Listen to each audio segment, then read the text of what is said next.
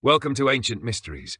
I'm your host, Ben Carter, and in today's episode, we dive beneath the waves to uncover the ruins of civilizations lost to time. From crumbling temples beneath the Mediterranean to entire cities hidden under the sea in India and Japan, the ocean holds secrets that challenge everything we thought we knew about ancient history.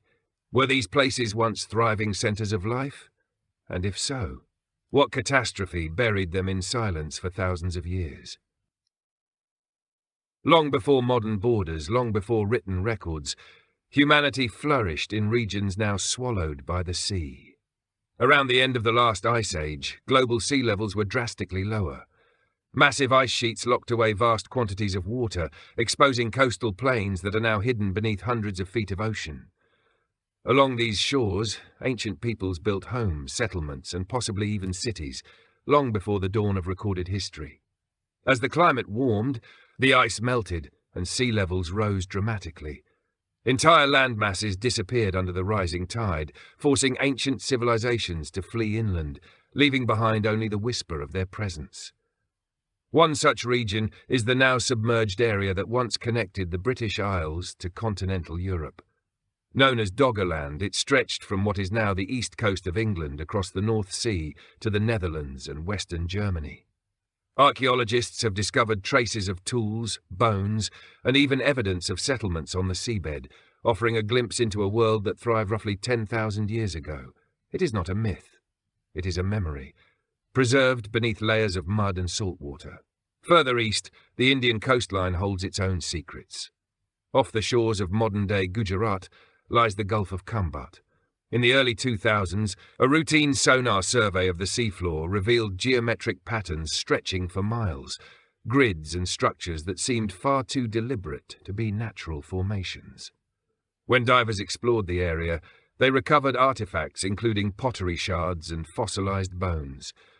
Some samples were dated to nearly 9,000 years old, predating the Harappan civilization and calling into question the entire timeline of Indian history. Mainstream archaeologists were hesitant to accept the findings, citing contamination and lack of context. But the imagery and physical evidence still linger. In Japan, near the southern island of Yonaguni, divers in the 1980s stumbled across what looked like a stepped pyramid structure rising from the ocean floor. Massive stone blocks form terraces, platforms, and right-angled turns that appear carved, not natural. Though debate continues over whether the Yonaguni monument is man-made or geological, its scale and symmetry remain difficult to explain through erosion alone. These are not isolated cases. All across the globe there are submerged ruins, temples beneath the waters of Malta, mysterious stone roads off the coast of Bimini in the Bahamas, and the city-like layout of Pavlopetri near the coast of Greece. These places hint at a time when human civilization may have been more widespread, more advanced, and more coastal than previously believed. If these cities were indeed built by human hands, they may represent a lost chapter in our story, one that ended beneath the waves. The mystery of ancient underwater cities becomes even more compelling when viewed through the lens of myth and oral tradition. Cultures from nearly every continent tell stories of great floods, lost lands, and sunken kingdoms. These legends often bear striking similarities despite emerging from vastly different regions and time periods, suggesting a shared memory of cataclysmic events that may have been passed down for thousands of years. Perhaps the most famous of these stories is the legend of Atlantis, first described by the Greek philosopher Plato in the 4th century before Christ. He claimed the tale originated from Egyptian priests and was passed down to the Athenian lawgiver Solon. Atlantis, according to Plato, was a powerful island nation located beyond the Pillars of Heracles, what we now call the Strait of Gibraltar. The Atlanteans were said to possess incredible engineering capabilities, vast fleets, and a rich culture. But in a single day and night of misfortune, the island was swallowed by the sea. Whether Atlantis was an allegory or based on real events, the image of a mighty civilization lost to the ocean has echoed through history. Other cultures hold similar tales. In Hindu texts like the Mahabharata and the Matsya Purana, there are accounts of great floods that submerged entire lands. The story of Manu, who is warned by a talking fish of a coming deluge, mirrors the narrative of Noah in the Hebrew Bible. Indigenous Australian myths tell of coastal lands lost to the sea after a period of dramatic change. Pacific Island traditions speak of sunken islands and vanished ancestors. And in Native American legends, there are references to lands swallowed by water, forcing people to flee to higher ground. These stories are not easily dismissed. In some cases, they include geographical details or descriptions of specific landscapes that were only confirmed in recent decades through satellite imagery and underwater exploration. For example, some South Indian legends speak of a lost city called Kumari Kandam, once said to stretch across what is now the Indian Ocean. While modern scholars often relegate this to mythology, the discovery of underwater structures near the Tamil Nadu coast adds an eerie weight to the tale. The convergence of ancient narratives with underwater anomalies raises a provocative question. Were these stories invented, or are they the preserved memories of real events? If sea levels rose dramatically after the last ice age, flooding entire coastal regions, then it is not unreasonable to think that early cultures may have witnessed the destruction firsthand. Their stories, encoded in myth and passed down through generations, may hold clues to the locations of long-lost settlements. What makes these myths so powerful is not just their content, but their persistence. Despite time, colonization, and the suppression of indigenous knowledge, these stories endure. They form a global chorus of remembrance, all singing of a time when the ocean reclaimed the land, and perhaps entire civilizations with it. Physical evidence of ancient underwater cities has been mounting for decades, though much of it remains controversial or underexplored. One of the most extensively documented examples lies just off the southern coast of Greece. Beneath the shallow waters near Laconia, archaeologists discovered the ruins of Pavlopetri, an ancient city believed to be more than 5,000 years old. Complete with roads, buildings, and even what appears to be a central plaza, Pavlopetri offers a rare glimpse into a Bronze Age settlement preserved by the sea. The layout is unmistakably urban. Stone foundations trace the outline of homes and tombs. There are pathways connecting structures and even evidence of sophisticated water management systems. Further east, near the coast of India, lies a submerged area off the shore of Mahabalipuram. According to local legend, there were once 7 magnificent temples standing there. Today, only one remains above the surface. In the wake of the 2004 Indian Ocean tsunami, water temporarily receded along parts of the coast, revealing long-buried structures on the seabed. Divers soon identified the remains of what appeared to be man-made walls, platforms and sculptures, all submerged just offshore. The find sparked renewed interest in the possibility that the so-called 7 pagodas were real and that the sea had indeed swallowed them. In Japan, the Yonaguni monument continues to defy explanation. First discovered in the year 1986 by a local diver named Kihachiro Aratake, the structure consists of massive sandstone blocks arranged in what looks like deliberate tiers and steps. Some of the formations have sharp right angles, straight edges, and horizontal platforms that resemble ziggurats or stepped pyramids. Nearby features include what appear to be roads, drainage channels, and even stone pillars. Supporters of the monument's artificial origin point to tool marks and symmetrical cuts as signs of human workmanship. Skeptics argue that the rock formations are simply the result of natural tectonic processes and underwater erosion. However, the regularity and complexity of the shapes continue to draw attention from researchers and divers alike. Off the coast of Cuba, in the year 2001, a Canadian research team conducting sonar surveys in the Yucatan Channel detected symmetrical stone structures lying over 600 meters beneath the surface. The sonar images showed large blocks arranged in geometric patterns, some resembling pyramids and city blocks. The discovery was made by Advanced Digital Communications, working in cooperation with the Cuban government. Despite the initial excitement, further investigation has been limited, and access to the site has been heavily restricted. No comprehensive excavation has been conducted, leaving the mystery unresolved. In the Bahamas, the so-called Bimini Road continues to stir debate. Located near North Bimini Island, the formation consists of large, flat stones arranged in a line beneath the shallow sea. Some believe it to be a natural beach rock formation fractured by geological forces. Others insist it is the remnant of an ancient seaport or even a road connecting parts of a now sunken island.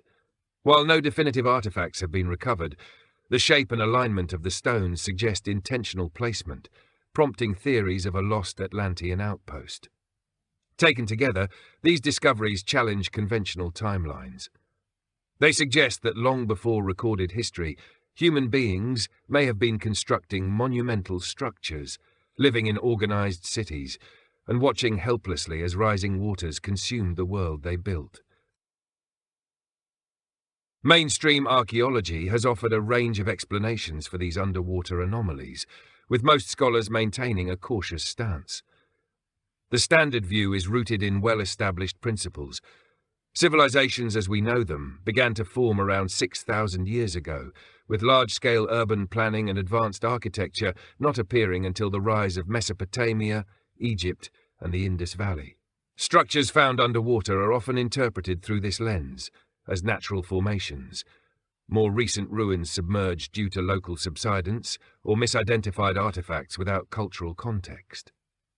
Regarding the submerged city of Pavlopetri in Greece, scholars accept its authenticity as a Bronze Age settlement, but argue it represents a known culture within the historical timeline. The city is dated to around 3000 before Christ, which fits within the broader narrative of Mediterranean development. It is remarkable, yes, but not revolutionary. Pavlopetri is often cited not as evidence of a lost civilization, but as an example of how natural coastal erosion and tectonic activity can gradually submerge settlements over time. The Gulf of Kambat structures, on the other hand, have been met with skepticism. While some artifacts retrieved from the site have been carbon dated to more than 9,000 years ago, critics point out that these materials were not recovered in situ. This means they were not found in a precise context that confirms a human-built environment. Without stratigraphy or architectural coherence, many archaeologists argue that the evidence is too ambiguous to support claims of an advanced ancient city. They also suggest that river currents and sediment movement in the area may have led to natural formations being mistaken for man-made structures. The Yonaguni monument is perhaps the most hotly debated. Marine geologists like Masaki Kimura have argued that the formations are artificial, pointing to what he believes are staircases, roads, and even inscriptions. But most geologists, including those outside of Japan, remain unconvinced.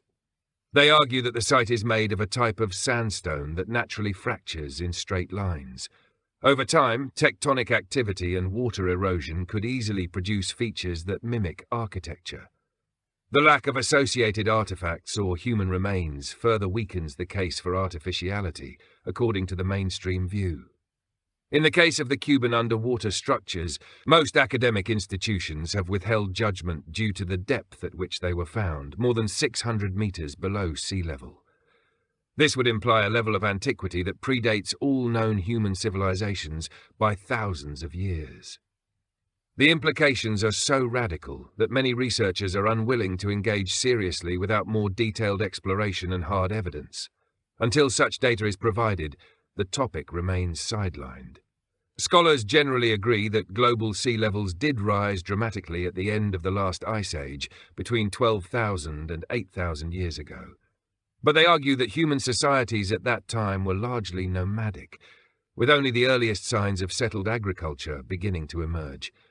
The idea of fully formed cities, complete with stone structures, roads, and complex layouts, existing prior to this is considered unlikely within the traditional academic framework. Still, even with these conventional explanations, the conversation is far from closed. The sheer number of sites and the consistency of their architectural features challenge the notion that they are all mere geological coincidences. And while academic caution is essential, the reluctance to investigate further leaves many unanswered questions lingering just beneath the surface. Despite the efforts of mainstream scholars to interpret these findings within the limits of accepted history, a growing number of researchers, independent investigators, and even some archaeologists have begun to challenge the standard narrative. Their arguments are not always built on speculation. Instead, they point to real gaps in the evidence, inconsistencies in dating, and a persistent pattern of unexplained sites that defy easy categorization. One of the most persistent contradictions lies in the dating of underwater structures. If sea levels were significantly lower between 12,000 and 8,000 years ago, then any site found submerged beyond 100 meters likely predates what is considered the beginning of civilization. That alone raises a crucial question: who was building structures during that time, and how did they possess the knowledge to do so? The case of the Cuban underwater city is especially problematic for conventional history. If the sonar imagery is accurate and those stone blocks are indeed arranged in city-like grids, then they must have been constructed more than 10,000 years ago, when the area was dry land. But according to prevailing models, there were no civilizations anywhere on Earth capable of such construction at that time. The same contradiction appears with the Gulf of Khambut structures. Artifacts dated to around 9,000 years ago, if genuinely associated with architecture, imply a level of societal development well beyond what is acknowledged for that era in South Asia.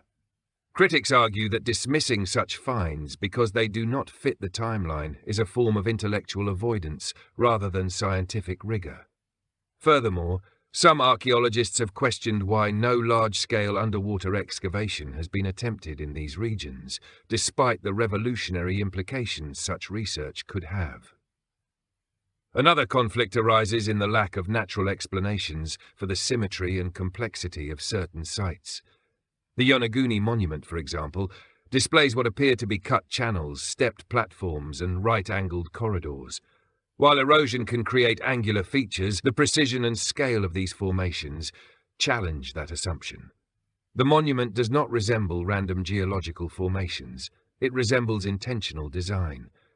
Critics of the artificiality argument often cite the absence of tools or inscriptions, yet if the site is truly 12,000 years old, any surface artifacts could have long since decayed or been swept away by centuries of ocean currents. In addition to physical inconsistencies, there is the matter of cultural memory. The sheer number of flood myths around the world, many of which include descriptions of cities lost beneath the waves, is difficult to ignore. If the flood myths were purely symbolic, why do they so often include specific references to locations, directions, and architectural detail?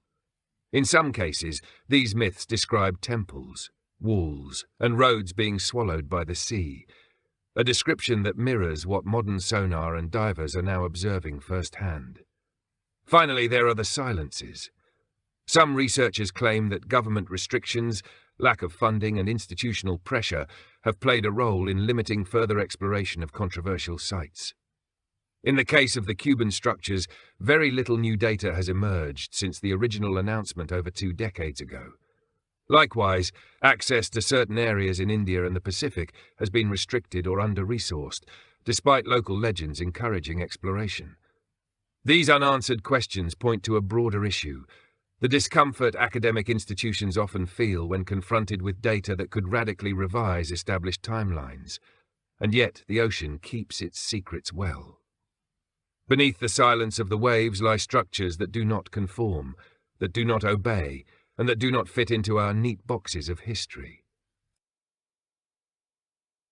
In the space left open by academic hesitation, a variety of speculative theories have taken root, some grounded in alternative archaeology, others drifting into the realms of myth, ancient technology, and even extraterrestrial contact. These fringe ideas, while often dismissed by mainstream scholars, offer provocative perspectives that seek to explain the origins and purposes of underwater ruins in ways traditional models cannot. One of the most prominent theories suggests that these submerged structures are remnants of a forgotten global civilization. According to this view, humanity may have achieved a high level of societal development tens of thousands of years ago, only to be wiped out by a cataclysm at the end of the last ice age.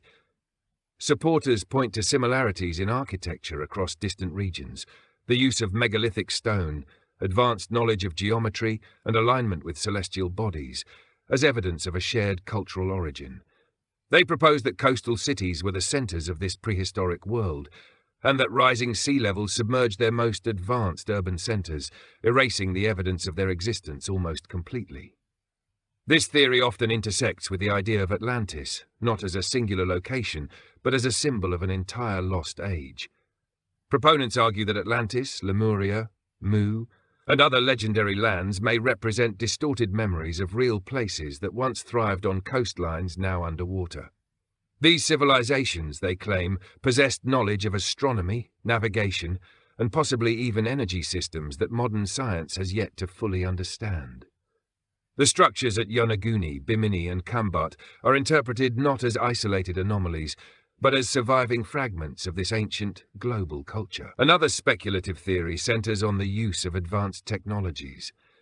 Some researchers suggest that tools or techniques now lost to history may have allowed ancient peoples to cut and shape stone with a level of precision that rivals modern machinery. In this view, the underwater sites are not only older than we believe, they were constructed with knowledge we no longer possess. Theorists point to the tight-fitting joints of megalithic walls, the scale of submerged platforms, and the apparent lack of tool marks as indicators of techniques far beyond the capabilities of primitive cultures. More radical interpretations involve the possibility of non-human influence. The ancient astronaut theory, made popular in recent decades, posits that extraterrestrial beings may have interacted with early humans, providing knowledge or assistance in constructing large-scale monuments. While mainstream science offers no support for this idea, some believers argue that myths of sky gods and beings descending from the heavens might be misinterpreted memories of contact with advanced beings. In this context, the underwater cities are not simply the work of early humans, but relics of a collaboration between worlds. Even within the realm of esoteric philosophy, these ruins are seen as symbols of spiritual decline and forgotten wisdom.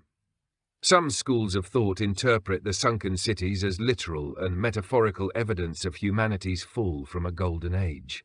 In this worldview, ancient civilizations were not only technologically advanced but also spiritually elevated. Their destruction, whether by water or time, represents a break in humanity's connection to higher knowledge. While these theories range from the plausible to the fantastical, they serve one purpose: to question the limitations of what we think we know.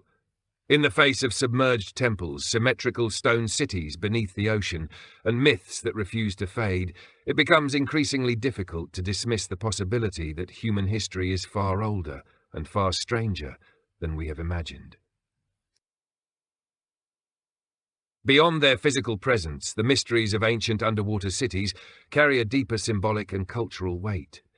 These ruins, submerged and silent, speak to something primal within the human psyche, a sense of loss, of forgotten origins, and of truths buried not just beneath water, but beneath time itself.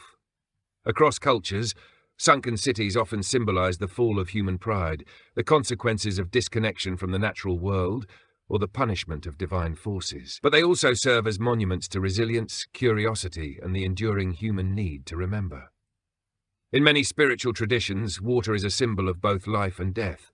It nourishes and sustains, yet it also cleanses and destroys. A city swallowed by the sea becomes a kind of threshold, a liminal space between what was and what is. It stands as a boundary between knowledge and mystery, memory and myth. To explore these ruins is to step into this threshold, to confront not only the limits of archaeology, but also the boundaries of human consciousness. The legend of Atlantis, for example, is not simply a story about a sunken island. In Plato's account, it represents the consequences of moral decay, greed, and the corruption of power. It is a parable as much as it is a puzzle. But even beyond Greece, similar moral dimensions are found in flood myths around the world. The biblical story of Noah, the Sumerian tale of Ziusudra, and the Hindu account of Manu all portray rising waters as a divine response to humanity's failings.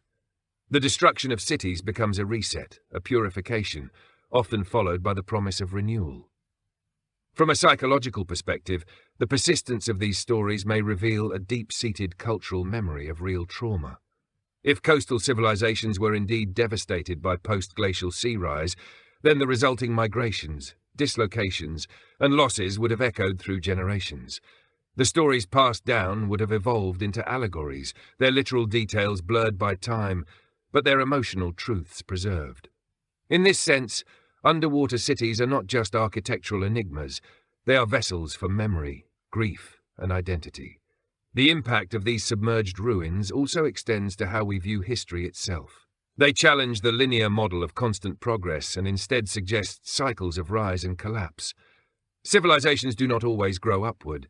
Sometimes they fall, swiftly, violently, and almost completely. This cyclical view aligns more closely with ancient cosmologies, which often portrayed history as a series of ages, each ending in destruction and rebirth. The ruins beneath the sea may be the scars of such an age, testifying to a past that was far more complex than the textbooks suggest. There is also a quiet reverence that comes with these discoveries. Divers exploring submerged temples have reported feelings of awe and disorientation, as if they are trespassing in a sacred space frozen in time. Inscriptions, altars, and statues, if preserved, seem to watch silently, their purposes forgotten but their presence undeniable. Even the absence of such artifacts can be haunting, a stark reminder of how fragile cultural memory can be when the physical world shifts beneath us. Ultimately, the symbolic power of ancient underwater cities lies in their dual nature. They are both real and legendary, documented and dreamlike. They ask us to reconsider where we come from, what we have lost, and what stories still remain hidden below the surface. In their silence, they speak volumes, not just about the past, but about our enduring need to search for meaning beneath the currents of time. As we examine the most compelling aspects of these underwater enigmas, a pattern begins to emerge, one marked by architectural precision, global distribution, ancient mythologies, and unexplained depths. From Pavlopetri's structured avenues to the stepped platforms of Yonaguni, the ruins display not only signs of human intention, but also evidence of complexity beyond what mainstream chronologies allow. These are not crude shelters or scattered tools. They are urban layouts, symmetrical formations, and massive stone works aligned with celestial bodies or geomagnetic lines. The evidence uncovered in the Gulf of Cambot, despite criticism, includes pottery, tools, and carbon-dated human remains that suggest permanent habitation over 9,000 years ago.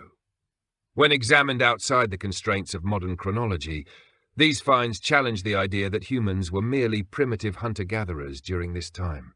The sonar scans showed what appeared to be grids, possible roadways or foundations, suggesting a level of city planning that had no place in established models. Still, the discovery was quietly shelved. Critics claimed the materials may have drifted there, yet the patterns on the seabed did not drift. They were carved into the earth. In the Bahamas, the Bimini Road's stone blocks stretch in a pattern that resists natural explanation. Although some geologists assert that these are the results of beach rock fracturing and erosion, the stone's regularity and fitting resemble paved walkways. No tools or settlements have been found in close proximity, but then again, few comprehensive excavations have been conducted. These gaps in exploration, whether due to funding, political interests, or professional risk, have left much of the mystery untouched. As long as the questions are not fully asked, the answers remain conveniently out of reach. The alleged structures off the coast of Cuba are particularly striking. If the sonar data and images are authentic, the ruins rest 600 meters beneath the sea. That depth implies a submersion that predates known civilizations by at least 10,000 years. Some of the formations appear to be pyramids. Others resemble roads or large stepped terraces. Yet no dives have been publicly confirmed, and little has been released since the early 2000s. The absence of follow-up investigation may be the most revealing clue of all. The mythological echoes across continents add another layer to the mystery. The destruction of ancient cities by water, often portrayed as a divine act or cosmic correction, appears in civilizations from the Pacific to the Mediterranean. In each version, a prosperous culture is undone by rising seas or punishment from above. These stories might be symbolic, or they might be distorted records of real geological events. If even a portion of these myths are based in historical memory, then the people who told them were not only capable of complex thought and storytelling, but they were witnesses to world-altering change. Collectively, these elements, architectural symmetry, ancient oral traditions, unexplained submersion depths, and global distribution, form a body of evidence that cannot be easily dismissed. They suggest that beneath the waves lies more than forgotten stone. There lies a history waiting to be rewritten, a chronology waiting to be corrected, and a story waiting to be told, not just of who we were, but of what we may have once been. In the final analysis, the ancient underwater cities scattered across our planet are more than just geological curiosities or accidental ruins. They are questions carved in stone and submerged in silence. Whether they were the work of forgotten civilizations, evidence of a lost global culture, or simply the remnants of coastal settlements swallowed by rising seas, they push us to reconsider the boundaries of human history. Not everything can be explained within the narrow frame of accepted timelines. Not every story can be contained in a textbook. The ocean is vast, deep, and largely unexplored. It holds more secrets than we dare imagine. 95% of the seafloor remains unmapped, unseen, and unknown. Within that darkness could lie temples, roads, monuments, entire cities built by hands long turned to dust. And if so, what else have we missed? How many myths were once memories? How much history was lost, not in war or fire, but beneath the quiet rising tide? The ruins of Pavlopetri, the enigma of Yonaguni, the unexplored depths of the Cuban basin, and the tales from India, Egypt, and the Pacific all share one thing. They refuse to fit neatly into the story we have told ourselves. They are the fractures in our historical foundation, the unanswered questions that linger just out of reach. And in those fractures, in that silence, we find the heartbeat of mystery. To gaze upon a submerged stone staircase, a sunken column, or a road that leads nowhere beneath the waves is to confront a truth beyond language, a truth that something extraordinary may have come before us. Something we have forgotten, something that calls to us still, from beneath the salt and stone, waiting to be uncovered not just by divers and sonar, but by our collective imagination. We may never know the full story of these ancient underwater cities, but perhaps that is what makes them so powerful. Their mystery is their message, their silence is their voice. And in that silence, they remind us of how little we truly know, not just about our planet, but about ourselves. Thanks for listening. This has been Ancient Mysteries. If you enjoyed today's episode, be sure to follow us wherever you get your podcasts. And if you'd like to support the show, gain access to bonus content, and unlock our entire library of podcasts, subscribe to the Forbidden Knowledge Network on Patreon. Subscribe now.